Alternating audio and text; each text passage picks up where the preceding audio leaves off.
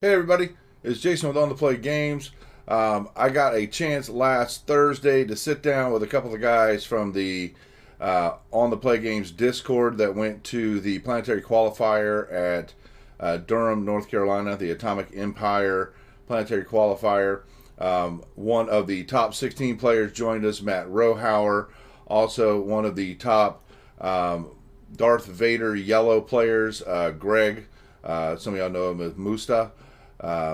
He also joined us. These are all players that are part of our On the Play Games OTPG Discord group, which you can find an invitation down in the Discord or down in the description, excuse me.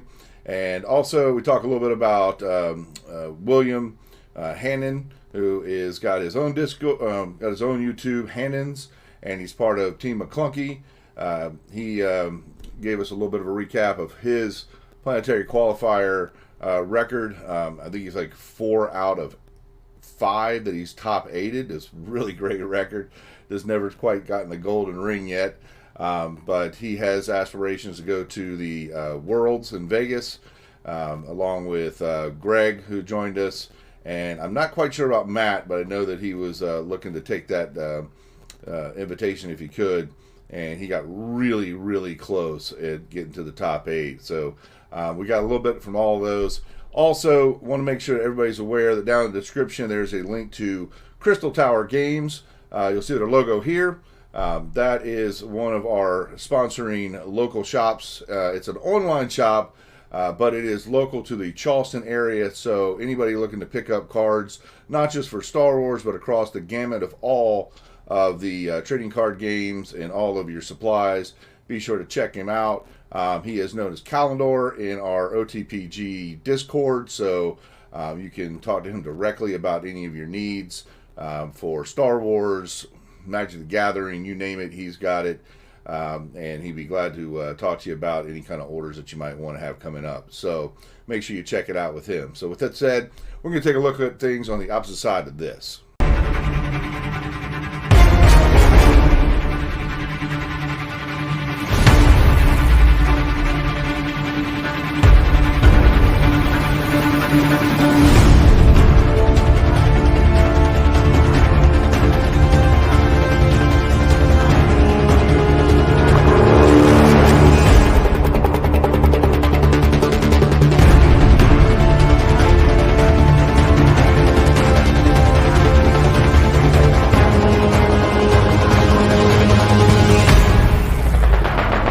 So, OTPG, On the Play Games, coming to you again with a recap of the Planetary Qualifier Durham that we went to in North Carolina, Atomic Empires.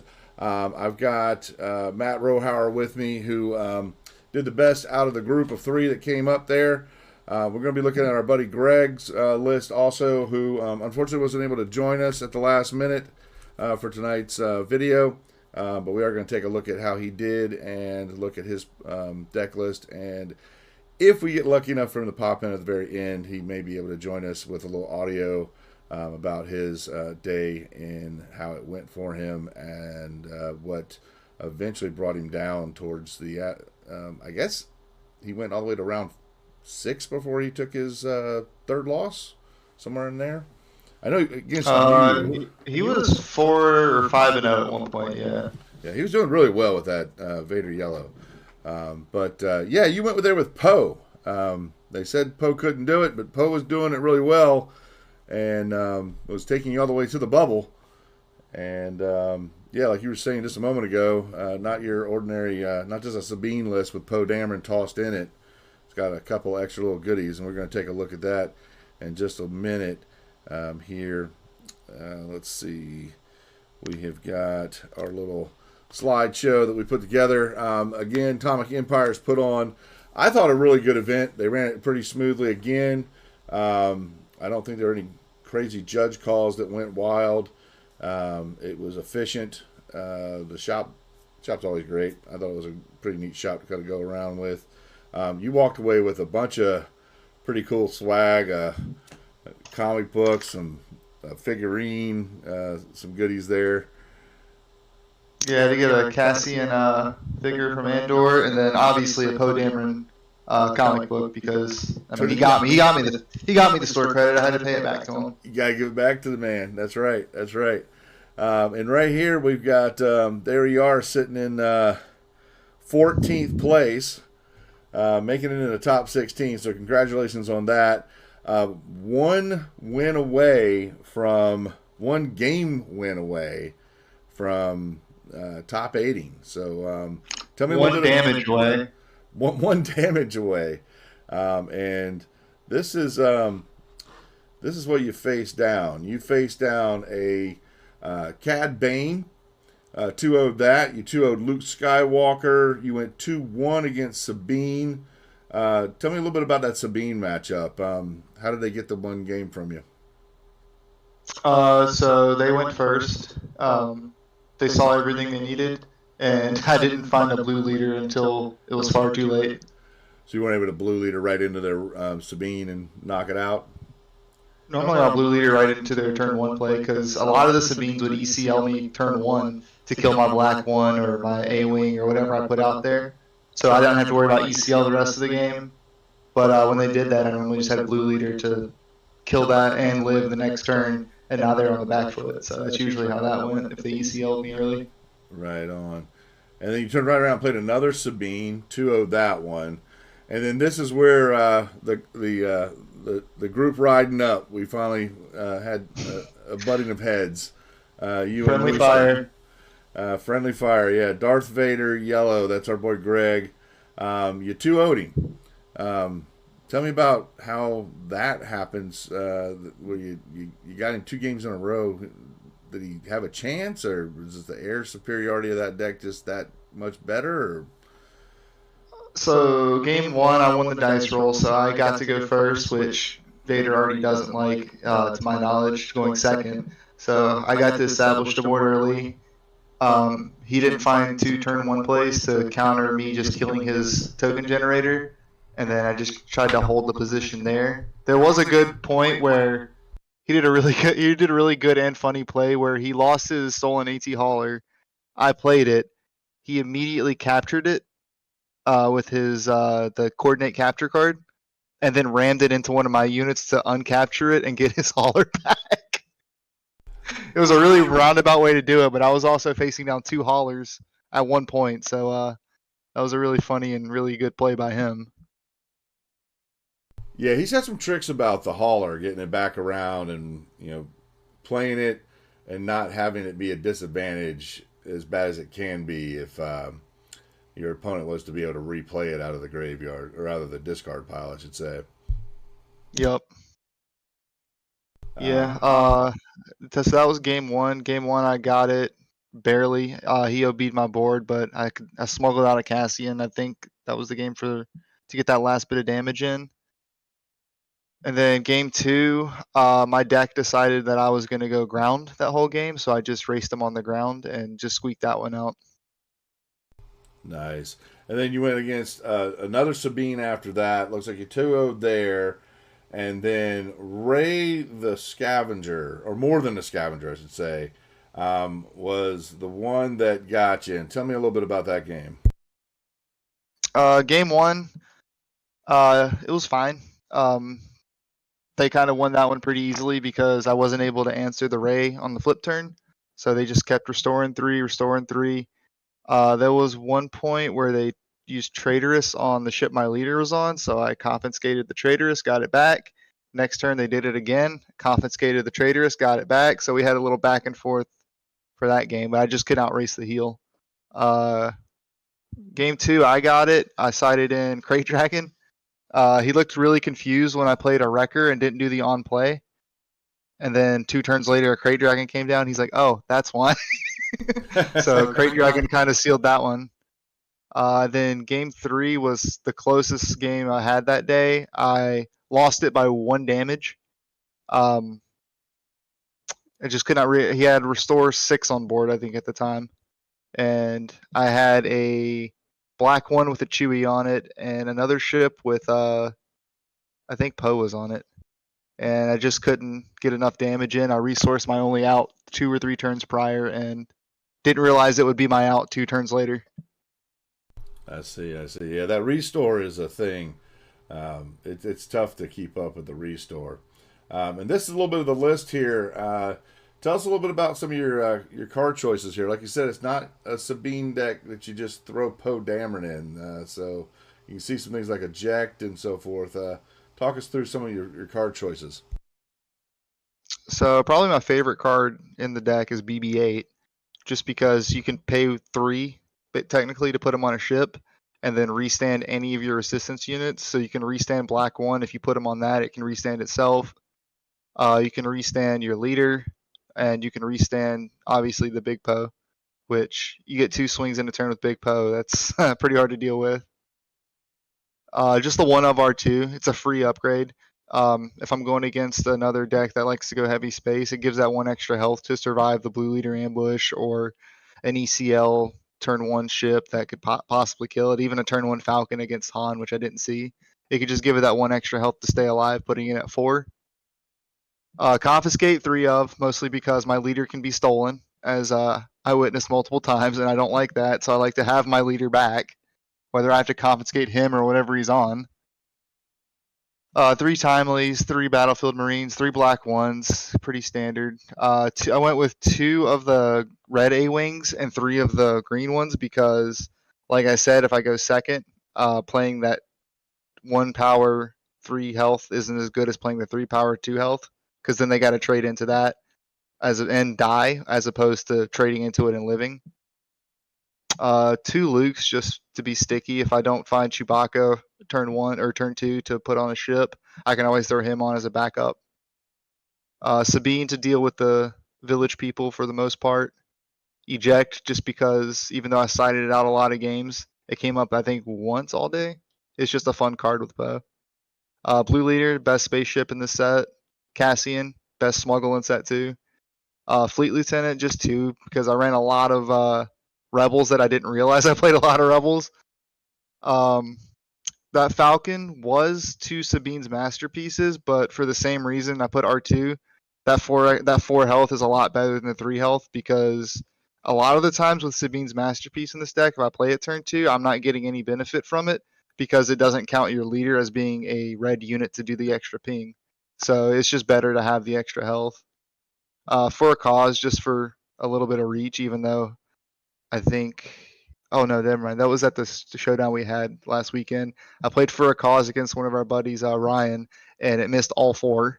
But usually it can hit 2 or 3 damage. Just 1 patrol wing just in case it comes up. 3 Chewbacca because Control hates it. 3 Poe because it's Poe. 2 Traitors to ideally steal other 3-cost units with pilots or like Ray buffed units. Get some restore on my side. 3 Wrecker just for the, it's Wrecker. And then Home 1 came out most games. I usually cited that out to put in the red leaders, which I'll probably make that change permanent, just switch them to the sideboard. And then 3 Radis because it's a free Sentinel in a Poe deck. Yeah, that Radis is really, really good. So underrated. Did you ever find yourself in a position where you ejected an opponent's pilot off their unit? No, I usually had confiscate. I would just save eject for me or just resource it if I didn't need it. Right on. I don't think I ever ejected anybody else's pilot. All right. I do like the it was a Delphi patrol wing. When you're playing that data vault, this allows you the ability to throw just an extra fleet lieutenant that doesn't have to be on a rebel unit. And it's really great when you can hit a Poe Dameron with that bad boy and swing in for 10 after you pitch a card. That's always nice. Oh, yeah, yeah. It's just there just in case it ever comes up. I think it came up once all day, but it was there if I needed it. So it has a nice 4/6 body too. All right. Then we take a look at where Greg Musta there, 34th place, 4-3, and like you said, he was running real strong. I think y'all matched up. Let's see here in round 5, so he would have been 1, 2. He would have been 4-0 going into the matchup against you. 3-1. I think he lost to the guy who eventually took down the whole event right before me. Oh, you're right. Bearstein did win with the Quinlan Voss, did win right before you. And then he won the next round. Oh, no, he lost the next one after that. So after round 6, he was kind of just playing for fun at that point. Yeah. Ironically, he went against the Ray Datavault also. Was that the same Ray Datavault that knocked you out at the bubble match? No, he was playing the same time that I was playing another Ray Datavault. Oh, that's right. It's the last round. Okay, gotcha. That's right. Yeah. Right. And this is his list. A lot of really good synergies that he has with this list. A lot of bounce effects, the surprise strikes. He stayed away from. There's a couple of cards he steered away from. I'm trying to think of that you find in some of these Vader lists. He went with the one of salvage, which was kind of interesting, considering that he does have cheap enough units to where he can afford to play them with the salvage. Where you got to pay the cost to get play the card. One of the cards I believe he said on the ride back home that he wasn't as impressed with is that Sentinel Space Unit, that 2/4. Mm-hmm. He seemed to be a little unimpressed with that unit, but the was it the cargo? What's the one that comes out of the graveyard when it dies? Stolen Hauler. Yeah, the stolen AT Hauler. Multiple ways of shenanigans of getting that card back on his side of the field and playing it against him. He kept his Lurking TIE Phantoms, all 3 of them in the sideboard though. Didn't have any of those in the main deck, which is kind of interesting. I saw a lot of Vader decks electing to have at least 1 or 2 in the main deck, and that was one thing I really wanted to pick his brains about. But another little piece of tech that he threw out there that I don't know if anybody was on it yet with the Vader lists. I surely didn't see anybody that I played against with Vader, and I played 3 rounds of Vader like back to back to back to back right off the get go. Is the jamming communications and the Spark of Rebellions off aspect. That was, I thought, pretty sweet. Yeah, it really gets around like other OBs and bombing runs. Because I mean, if there's one card that can just stop your whole deck, and you can pay 3 to not have that happen, that's 100% worth it. Oh yeah. And sorry, I am having to take some pauses here because I'm having to mute my mic when you're talking because my mic's picking up your audio. Unfortunately, I don't have that quite set up right. But learning curves. We finally got the audio coming directly in from Discord for the first time in one of our videos, so hopefully it sounds a little better this time for anyone that takes a moment to listen and watch. But yeah, so Greg did really well with this list. He's been practicing with a really long time. I really think playing against you might have taken the wind out of the sails just a touch. Yeah, I was like, dude, I'm sorry, and you drove me here. I don't want to have to walk home, but. Yeah, for sure. Nobody wanted to walk home from that trip at all. But he did take us for chicken and waffles, so that was pretty. He did. That place was delicious. Then we come to mine, which was such a bad showing that I didn't even bother making 2 slides out of where my standing was and my run through. I looked at all of my opponents, and my play was so poor that after round 4, I just decided that I was just going to lose the rest of the way out, just in case I played against somebody that you or Greg played against. Or William, and just on the off chance that I helped somebody else's tiebreakers. And I may have inadvertently helped one of your opponent's tiebreakers, to be honest with you. But the only person I played that you also played was Ladybird on Sabine. Yeah, and I think I played her around 2 or 3. Yeah, that'd be the only one that I beat because I was still in it at that point in time, and then then lost to Grand Moff Tarkin, which that one took it out of me. I couldn't believe I lost to Grand Moff Tarkin. I felt shame. There was shame. I felt shame. But yeah, that was a pretty tough one. But the list I ran was just a straight rip, just like you said. I swapped out literally the night before D-Sleeve Sabine and went with what anyone that's seen any of the KTOD videos would see is their list from the sector finals. Just a straight rip from that. The deck played really well. I played it really poorly. Even to go as far as to sweep the board against one of my Vader opponents and then throw a Devastator down in front of the very meager 3-1 toughness. I think he had a Swarming Droid, which was very interesting to see in a Vader list. The Saboteur 1-2 that is just straight villainy. And the yellow 3-1, or sorry, 1-3, a 1-drop 1-3 space unit. Yeah. Sorry, I'm terrible with names. But those are his 3 units down. I drop a Devastator in front of all 3 of them, and I don't defeat the Saboteur. I had 1 life left, and he kills me. Game 3 of the match. And I was like, yep, well. And at that one, I just laughed at myself. I mean, it was like, what can you do? It was just terrible. But I really did enjoy being able to play the Vaders again. It was nice to be able to play some Vaders.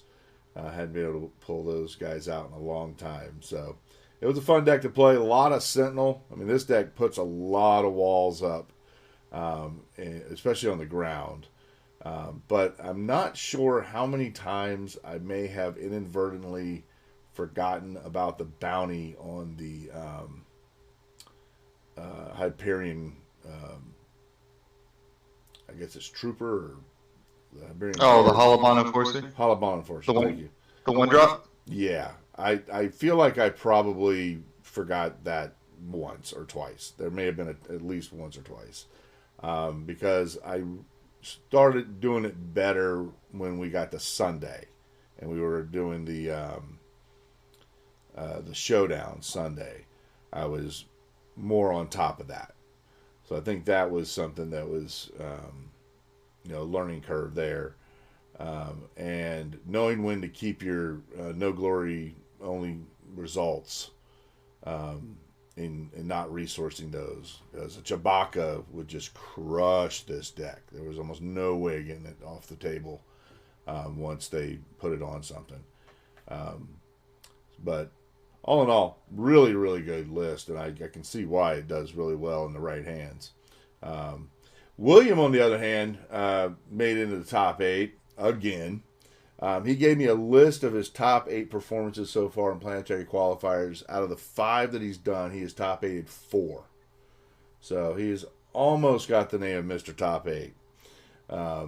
He has come in second in at least one of those, and in the top 4 in at least one of those.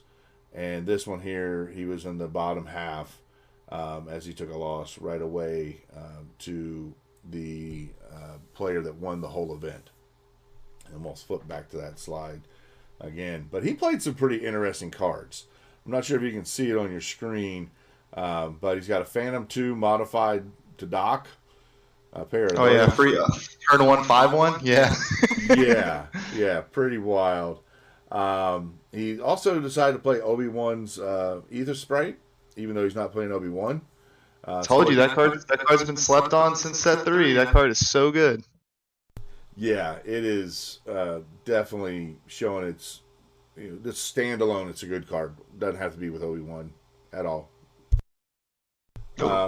Also playing the Outer Rim Outlaws, another it's a 3/3 stat or 3 cost 3/3 stat shielded unit. So I think with Han's ability, he just does the damage to the shield, and it's a 3/3 on turn 1. No, it's a 3/1 with a shield. Okay. The damage calculated before you play the card. That's why, like, if you play the 2/1 that pings everybody, it dies immediately. Yeah. Okay. Makes total sense. The shield comes on afterwards. Yep. So you're talking about a 3/1 shielded on turn 1. Kills everything except Sabine if she swings into it first.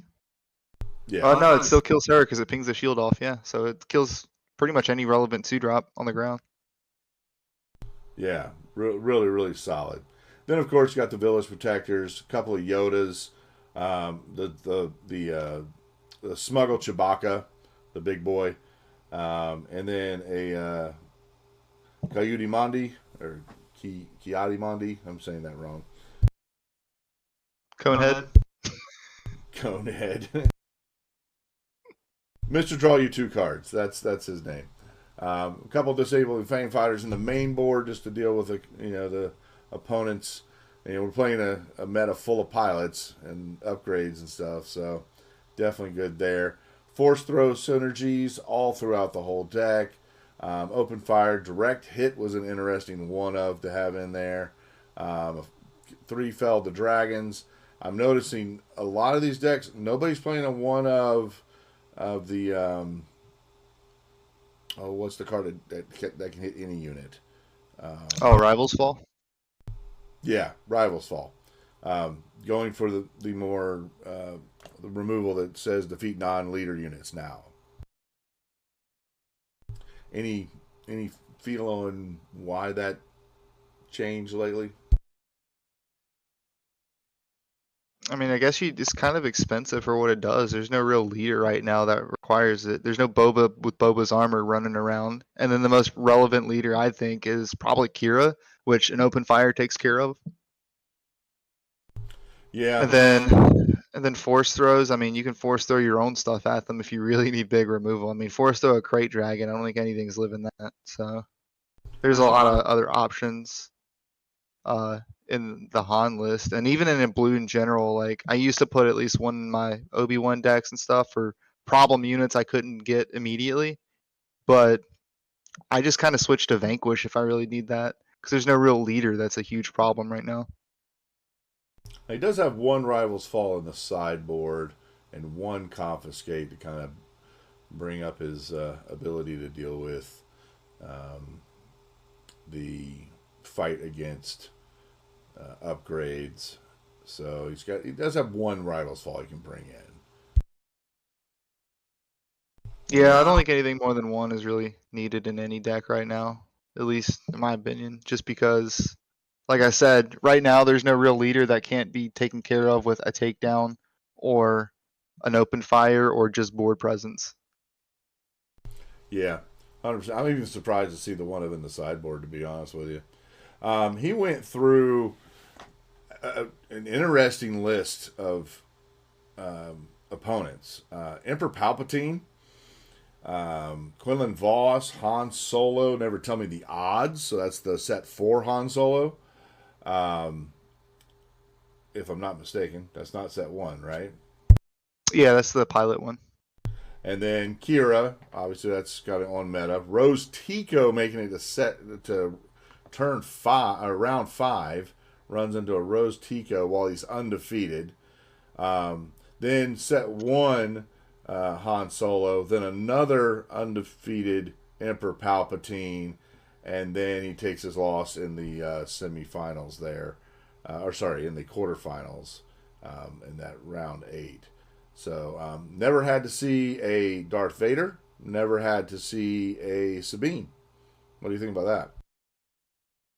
Well, you played 3 Vaders, I played 3 Sabines. I think we kind of took care of them up to that point. And all my Vaders were all in the losing brackets after that first one. So, yeah, Vaders weren't doing so hot except for Greg up until, I guess, round 6-ish, I guess, is where he finally had his last loss go up against him. But, again, shout out to William. Doing really well out there, and got a chance to talk to him a little bit. He's working tonight, so he wasn't able to join us. He was going to try to pop in, but he's doing the late nights over there at Myrtle Beach Game Shop out of Socastee. So you're not going to be too far away from that shop here pretty soon, right? Probably like 25, 30 minutes tops.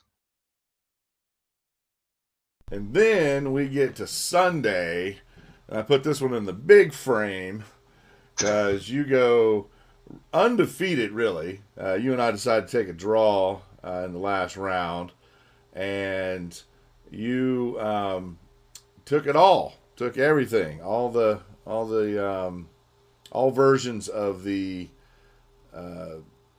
Devastator to the point where you were passing out some Devastators. Yeah, I'm just keeping the champion one just for collection. I'm never gonna use the card, so I know I owe Bobby one. I'm gonna give one to Kalinar, and then I'm gonna give Gristafi one. So I'm good with the one I need, the one I got. That's all I need. Just one for the shelf. That's it. Got to keep one for the collection, one to remember. Yeah. Yeah, you showed us again. I think you played the Poe deck again, right? Yep. I didn't feel like making another deck. Moved myself somehow. Oh, hey, what's up, Greg? Hey. Oh, Greg joined us and I got moved. Hey, Greg, how's it going, man? Scooch over. Hey, how you doing? Let me slide my little self over. I actually really don't even need to see much of me. I'll just do this. We were just talking about your play experience in the event. Let me see if I can get back up without screwing it all up. And we were. Are you able to see our shared screens? I can see you two. I can see the stream. Yeah. Okay. We were talking about your tournament path, and Yeah. kind of was glad you got to join us before we got towards the end here. You want to be a Gar Saxon. You 2-0'd them. Anakin Skywalker. You 2-0'd that opponent. Bosk hunting his prey. 2-0'd that one. Quinlan Voss 2-0'd that one. So you just were like straight running it. So And- I got 2-0'd by Quinlan, and that's the guy that Oh, 10-0'd the day and won the whole thing. So I didn't feel bad losing that one. That's now the second time I read that one backwards. So you took your first loss right before the battle of the car ride. Yep. Yep. And then, so you go into Han Solo with at X and 2. Which is a bad matchup for my deck. Because they can just start wiping out my space stuff and leave bodies on the board. Yeah, that I can see what that'd be a really, right off the bat they put out Malignant Falcon and just start knocking things out of the air, right? Yeah, they can go turn 1 Falcon or Blue Leader, whichever they really feel like doing. So you get And that I'm pretty one. sure I drew poorly in at least one of those games I lost. I think I only had a single turn 1 play, and he was able to just pop it. And so it took way too long to get the Vader train going. So you get that one. No, wait, you took the loss on that one. I see it. Okay, so by the end of round 6, you're basically just playing for pride at that point. I was playing to boost Matt's standing. Yeah, because I was very strongly considering dropping, but I knew that a win would help him if it mattered. It ended up not, but Yeah, it mattered if I would have not resourced Heroic Sack 2 turns prior. well, no, it only would have mattered because no 5-2s made the top cut, so you had to 5-1 and a draw or better. Yeah. And then we were taking a look at your deck list, and I kind of wanted to get a little bit of your feedback on some of your card choices. We had Salvage being one that I was looking at. You had a conversation in the car about the Sentinel 2-4, and then I noticed that you had your Lurking TIE Phantoms, all 3 of them in your sideboard. And I wanted to talk a little bit more about some of those sideboard cards. You want to talk a little bit about some of those choices you made there? Yeah, sure. The salvage ended up not really mattering. It was kind of a built-in control defense, just to try to get back the Victor Leader more than anything, or get back the stolen AT Hauler if they were to kill it somehow, pull it back out of the graveyard before they can play it for free later that turn. It ended up not mattering. But the Sentinel was kind of there to slow down other space decks. It really only worked against Matt, but I just don't think there's enough value. It's not trading up. Basically, whatever's crashing into it's usually living. So it's there just to kind of slow you down. And basically, I've kind of taken the deck and made it a little bit less aggressive than it used to be, if that makes sense. I took out a lot of the 2-drops, which hit a lot harder than the 1-drops usually do. There's usually just swinging in for 1 on average, which isn't bad because you're really just trying to death by 1,000 cuts with this deck anyways. But the Lurking TIE Phantoms in the sideboard, I know a lot of people really like that card. I just think that there's too many ways to deal with it, and there's too many space units, and much like I was saying with the Sentinel, it just doesn't trade back well. It only really hits back for 2. It's nice if you can get Vader as a leader on it, because there's really not a lot they can do short of just defeating him as a leader upgrade. But yeah, other than that, the Shuttle ST-149 was pretty good. It allowed me to play through a bombing run at one point in one of the victories.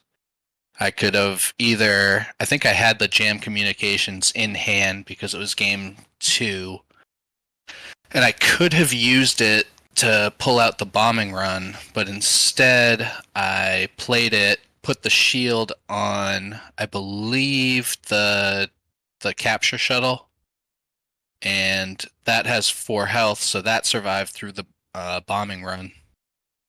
And so I ended up still having 2 units on board after that, and was able to just kind of keep chugging away. So that tech choice was nice. The AT Hauler was kind of cool. I get scared using that card because if you can play it and I can't get it back, it hits back pretty hard, and it really disrupts the deck hitting back as a 4/5, just taking out whatever unit it wants to on the way. So how many people did you see a facial expression when you jamming communication on them in turns in games 2 and 3? No, they were surprised for sure.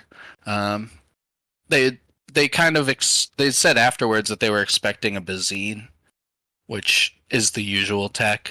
But I just don't want to leave a ground unit. Normally you're paying 3 for Bazine anyways out of the, or you're paying 4 for her, I think, out of the smuggle row. So I didn't mind paying 3 for a pretty targeted, and it's usually a pretty telegraphed move when someone has the bombing run, and a lot of times they'll just claim initiative and get it off first strike or first action of the next phase, which can hurt, but sometimes people will hold it and hold it and hold it and try to get the most value, and then when they do that, you can kind of really catch them the other way. Yeah, I kind of know what that feels Especially like. because the Bazine could draw them back into another one. With my luck, it would have. Yeah, I definitely feel how big of a mistake it is to get greedy attack in while you have a board sweep in your hand, and how having your Vader opponent rip the card that you're going to play next out of your hand and then lose tragically to that. We were talking about that earlier, where that was one of my big misses early in the first round. Huge mistake on my part. Yep. The P-38 actually did a lot of work. It cleans up a lot of the Like if you throw a blue leader into something with 2, it's still a 3-1 sitting there, and all you do is play the P-38, and that you don't have to send one of your TIE fighters into it. It's just a on play, and that's sometimes pretty scary to deal with if you're sitting there with a unit that's only got 1 health left. You don't necessarily want to get rid of it, but it's hitting for 3.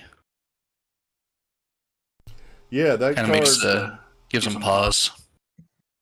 that card gets a lot of action not only out of this deck, but it's a good target for Vader when you play Darth Vader. Um, I was noticing some Cura lists, not the one I played or any ones I ran against, but I saw some Cura lists and some other the Planetary Qualifiers that were running like a or one of or two of that card as a possible Just hit. out of aspect to play for free. Might be talking about the wrong card then. I'm thinking about the black card in your sideboard. Oh yeah, that one's really good too. That's the Tide Dagger Vanguard. Yeah, That one's awesome. That one actually, when it came, that would probably replace the Sentinel in the main deck if I were to bring this again. I got so much value out of that when I used it.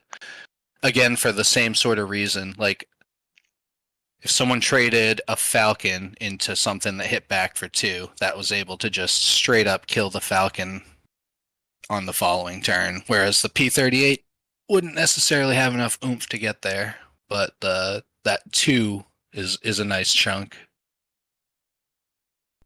Yeah, real nice. And then we were just talking about how it was funny that Matt then turned around Sunday, took Poe, and went ahead and wrecked the showdown. So he's got himself a nice, sweet champion Devastator to add to his collection of goodies for the weekend. Along with his Poe Dameron. Is it Poe Dameron and what number 1? Huh? The comic book. It's Poe Dameron and something number 1. Oh, Poe Dameron and BB-8 X-Wing Aces. That's the jam right there. That's the jam. Looking sharp. But yeah, that kind of wrapped up our weekend there with some chicken and waffles too. Greg showing us around Durham a little bit. Shout out Dames. Dames, that's what it's called. I've been calling it Dunes all day or all week. Doom, like the dog. No, dune, like a sand dune. Oh. Yeah, those are some killer. That was the best. That was my victory of the weekend right there. Oh yeah, nobody goes home a loser there. No doubt. Well, that's pretty much going to recap or end the recap of the Planetary Qualifier. We've got this Saturday between 7 and 8 roughly. We're going to fire off the weekly at Animal House Games in the Northwoods Mall. Sundays got our Synergy Gamers Weekly going on between 4 and 5. So somewhere in that neighborhood, the people start gathering. We've got Tuesdays final round weekly also, the best of 1 on that one. We have the next showdown going on, and Animal House, Kevin just fixed it, I think last night for us, to where you can register for free on that one. You don't have to pay. They had it set up on the wrong date, and they had it set up where you had to pay through Melee, and Melee charges a service fee for that, like $250. So he's got it set up now to where it just shows what it is. Got that now set up, and I checked the kit myself to make sure it had the championship Devastator in that one. I don't know if everybody that was playing Sunday realized that out of the 2 kits that we had for Synergy, the one that we opened for the event, when we started to spread all the cards out, it didn't have the champion Devastator in it. It had 9 top 8s, but it didn't have the championship Devastator. So we had to open up the other box to pull the championship Devastator out of it. So Kat and them are going to try to work on getting that rectified with FFG, and hopefully we'll be running another showdown. So that'll give us 3 showdowns in the Charleston area, which would be pretty nice to have going on. And I think we're going to try to do that one at the Synergy Somerville store, just to kind of get some players to walk in there. And I know we want to try to have a Twin Sun night somewhere, and there was mention about the Somerville shop being a place for Twin Suns, so that might be an opportunity to get some of the Star Wars players to go in there, check out the shop, and maybe eventually having a Twin Sun night start there, or a Twin Sun day. Be nice to play during the day. Everything's at night in Star Wars. So that Animal House showdown step is on that Friday, the 27th? It should be. Or will it be on a Saturday? Should be on the Saturday. Yeah, I'm ready for Kit Fisto. I think he's going to be a fun. Yeah, it's showing on the 28th for me here, so we're good there. Okay, I just had the wrong day. My bad. Yeah, whatever that Saturday is good. Saturday the 28th. No, I just wanted to make sure I was marking it off in my calendar. But yeah, that gives us the recap for the day, for the weekend actually, and we are going to kind of wrap it up right there. Let's see, slideshow there with our Devastator background. And Greg, glad you could join us to kind of throw a little input on your card choices there and possible changes to the list coming up. And with that said, anybody have any last words as we lean into what looks like a lot of playtesting for Set 5? Next stop, Vegas. Next stop, Vegas. Absolutely. How about you, Matt? Kit Fisto is going to be meta. Mark my words. Kid Fisto meta. You heard it here Kick first. the crap out of me. It's a good deck. Pinging for 2 is pretty good, turns out. Is that when he attacks, he does 2 points of damage to a base if his power's above No, 6? If you attack with a Jedi, you can pay 1 and ping anything for 2 damage. Anything including a base? No, not a base. A unit character. Okay. So not completely broken, but pretty broken. I would say broken. He has Saboteur, but he deploys as a 1/6. That's sweet. Sweet. He really needs a lightsaber to be revealed within the next few weeks for him to be good, though. Well, that's what's up. So you heard it here first. Kid Fisto is the call for the meta. And I'm sure Greg's going to be brewing up something pretty sweet for us. He always comes up with a cool deck. I think you were the first person that I know of that was on Vader before Vader was even before Jango Fett was banned. You were on Vader. Yeah, dude, I was bumming out when it started blowing up.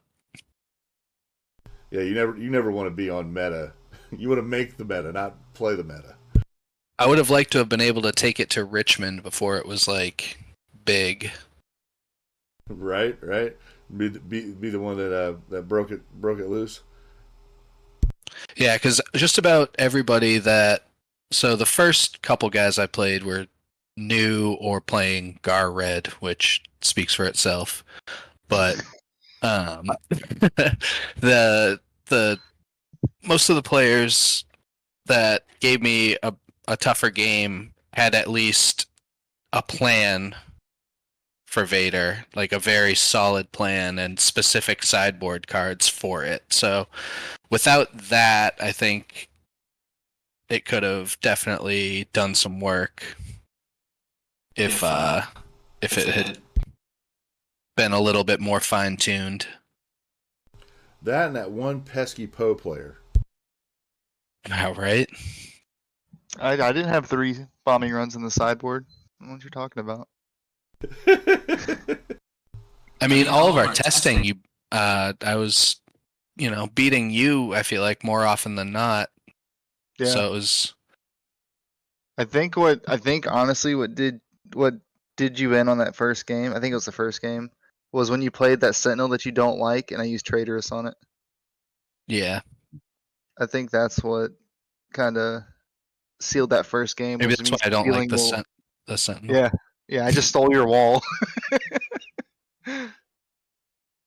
Hey, why build a wall when you can steal one, right? True. Oh yeah, I Okay. was talking about your really cool play though with the stolen hauler, where I took it from you and you captured it, and then crashed your captured ship into my thing and got your hauler back on the field. No, I exploited it with the Oh yeah, Geonosis that's right. You on exploited it. something else of yours. Yeah, there's so many little angles that you got built into that Vader deck to get that